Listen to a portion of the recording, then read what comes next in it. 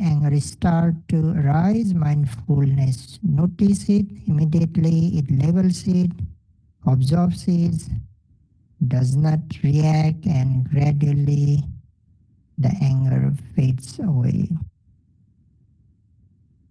Because the guard is strong, the thief never gets inside.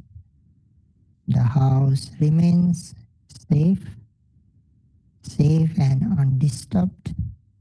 The mind remains safe, clean, and undisturbed.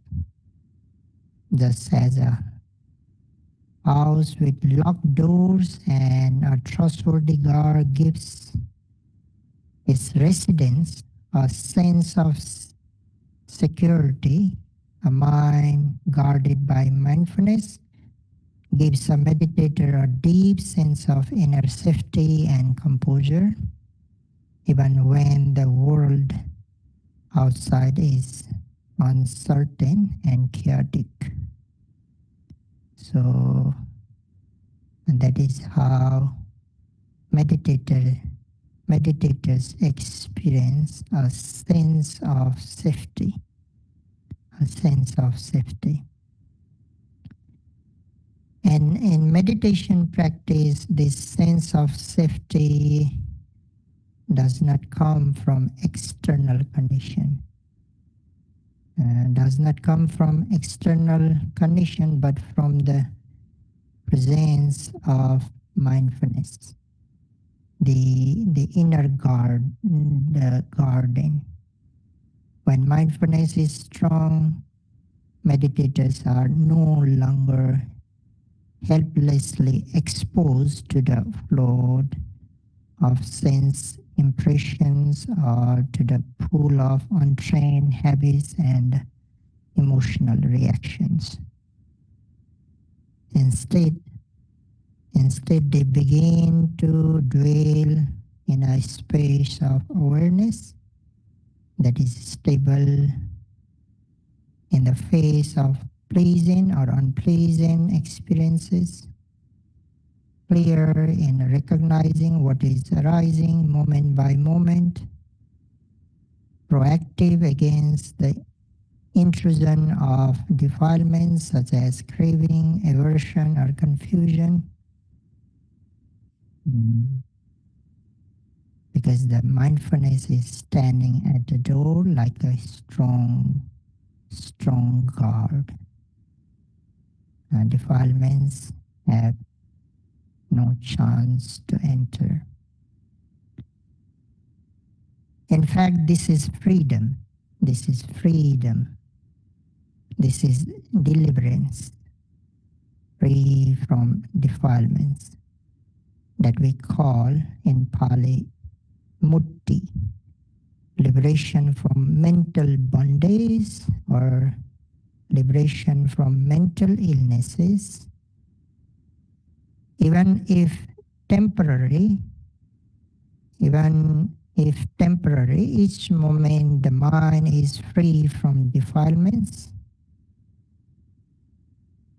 and each moment the mind is free from defilements is a moment of mutti, freedom, a taste of the freedom that the noble ones live in continuously. And when the mind is free from defilement, it becomes calm. Why? Because defilements are exactly what disturb the peace of the mind. They are the mental pollutants that stir up emotional storms and destroy stillness. Like greed pulls the mind outward, chasing after what it doesn't have. Anger sets the mind on fire, burning with resentment or frustration, agitation. Delusion clouds the mind, making it unclear, confused, and unstable. Simply think of how you feel When you are angry, the heart races, the breath becomes heavy, the mind spins with thoughts of blame or revenge. That is not a calm mind. That is absolutely not a calm mind. But, but when anger is observed mindfully and allowed to fade, the body relaxes, the breath slows, and the mind becomes peaceful again. A flame on a candle candle is calm when there is no wind. Defilements are like wind. They shake the flame, make it flicker, and sometimes blow it out. When there is no wind, the flame stands still and steady. Similarly, when the mind is free from defilements, it rests calmly, undisturbed. So the presence of mindfulness brings calm and clarity. The stronger the mindfulness, the stronger the calm. The stronger the mindfulness, the stronger the calm. The more continuous the mindfulness, the deeper the peace. The more continuous the mindfulness, the deeper the peace. This means that every single moment of true mindfulness contains calmness and peace. I repeat, every single moment of true mindfulness contains calmness and peace. That moment could be while you are observing the rising and falling of abdomen, or while noting mental objects such as thoughts, emotions, or intentions, or while being aware of bodily sensations like pain, tension, or warmth, or while observing the steps of your feet during walking meditation, or even while mindfully performing daily activities like washing, eating, cleaning, or reaching for an object. Whenever mindfulness is truly present, calmness and peace can be found right there in that moment. Is like peace and calm in every breath. Peace and calm in every breath. Peace and calm in every step. Peace and calm in every movement. In other words, peace and calm in each second, each minute, and each hour, as long as mindfulness remains unbroken. You don't need to wait for some future attainment. You don't need to wait for some future attainment. Even now, in this moment, with mindfulness, the heart can touch peace. So the moment of freedom, the moment of freedom from defilements not only brings peace and calm, but also gives rise to joy and mental comfort. Imagine sitting in a noisy, chaotic room full of shouting and distraction. Suddenly all the noise stops. In that silence, you don't just feel calm, you feel relief, joy, and comfort. That's what the mind feels when defilements fall silent. And, and just a burden lifted from the shoulders brings physical comfort.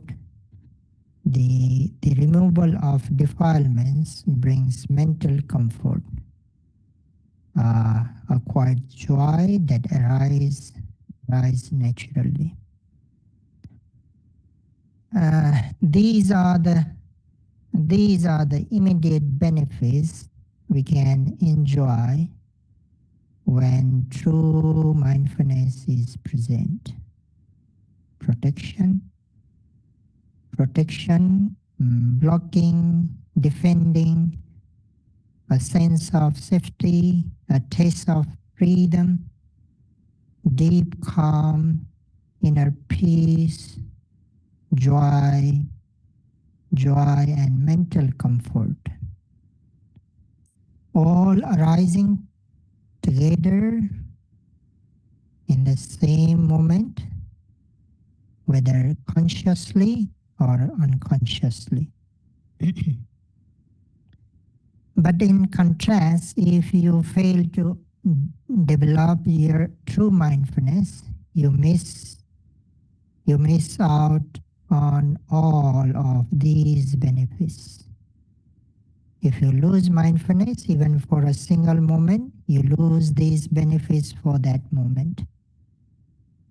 If you lose it for a second, you miss out for a second. If you are unmindful for an full minute, you may lose the benefits 60 times. And if the mind is unguarded for 5 minutes, that's 300 lost opportunities. And for an entire hour, it could mean 3,600 missed moments, 3,600 chances lost to protect, calm, and free the mind. This is why, this is why mindfulness must be developed continuously, moment by moment, without delay, without carelessness. And mindfulness does not just absorb the object deeply with penetration, but also it guards, soothes, frees the mind, allowing us to experience these wholesome qualities right here and now, not only in the distant future. These, this is about the second manifestation of the mindfulness, or the immediate benefits that we can enjoy having the true mindfulness. Now, let us turn to its proximate cause. There are two proximate causes. There are two proximate causes. The first is form and steadfast perception, something I have already explained. The second proximate cause is none other than the four foundations of mindfulness. That is to say, the four foundations of mindfulness themselves are the nearest cause for the arising of mindfulness. Now, you may wonder, what does that really mean, or how can the full foundation of mindfulness be the proximate cause of mindfulness itself? This means that mindfulness itself is the cause for mindfulness. In other words, the initial moment of the mindfulness serves as the foundation for deeper and stronger mindfulness to arise in the future.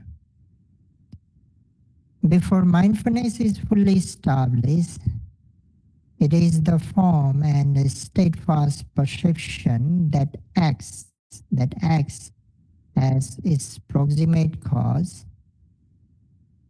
We recognize and note each and every object at the moment of its arising continuously and consistently through accurate aiming and sufficient effort.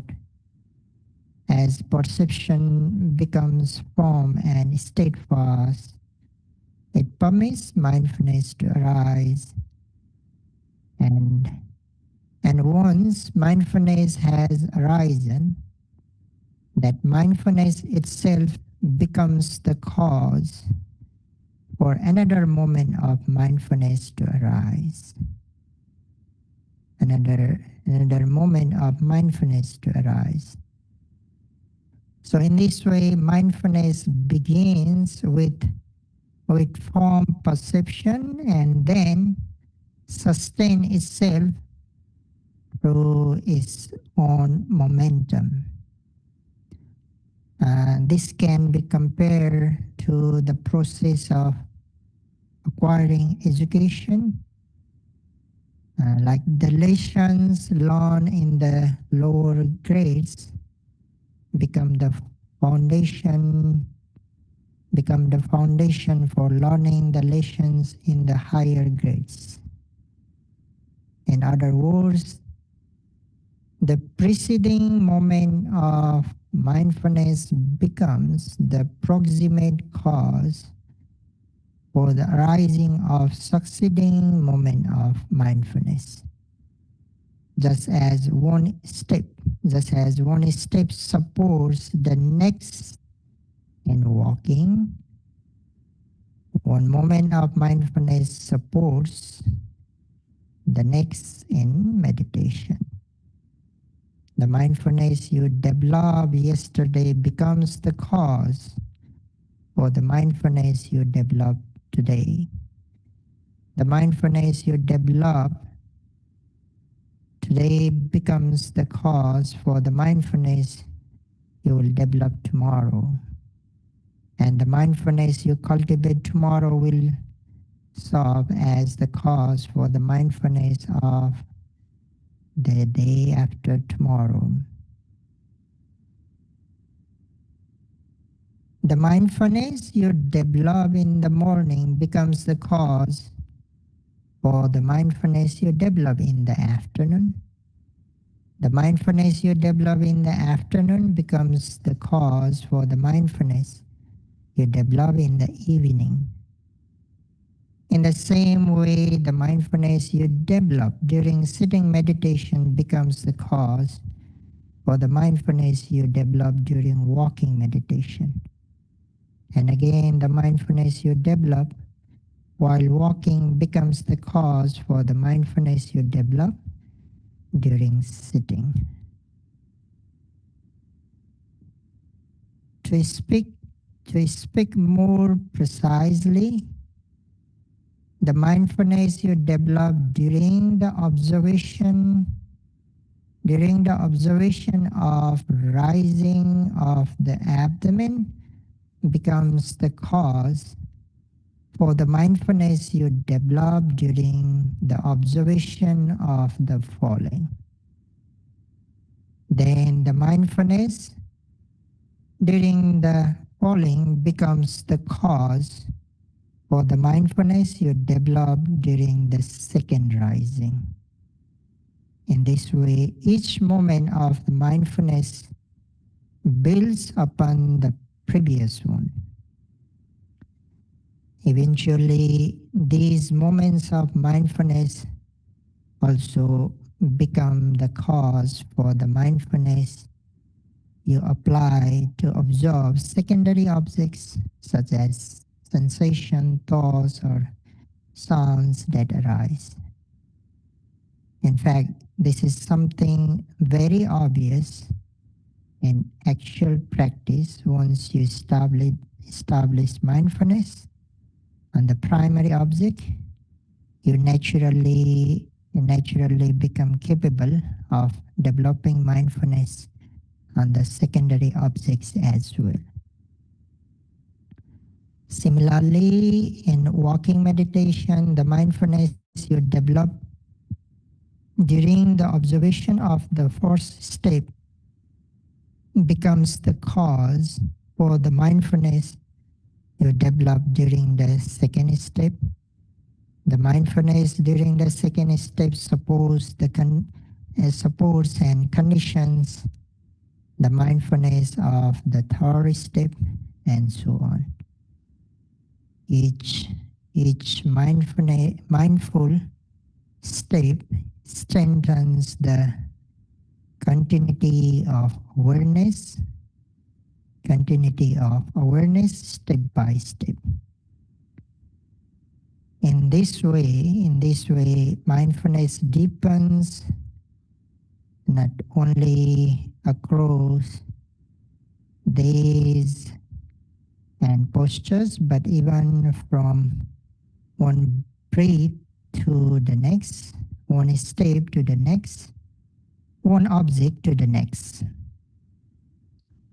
The mindfulness you develop during the first activity becomes the cause for the mindfulness you develop during the second. Then the mindfulness in the second activity supports the mindfulness in the third, and so on throughout the day. For example, mindfully brushing your teeth can support mindfulness while washing your face. Mindfulness while washing supports mindfulness while dressing, or dressing supports mindfulness while walking to your next task, and so on. So every activity becomes a platform for mindfulness, and every moment of mindfulness becomes the proximate cause for the next. Just like links in an unbroken chain. From breath to breath, step to step, and talks to talks.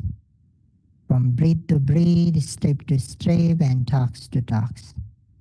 Mindfulness flows, not just flows, strengthens and sustains itself.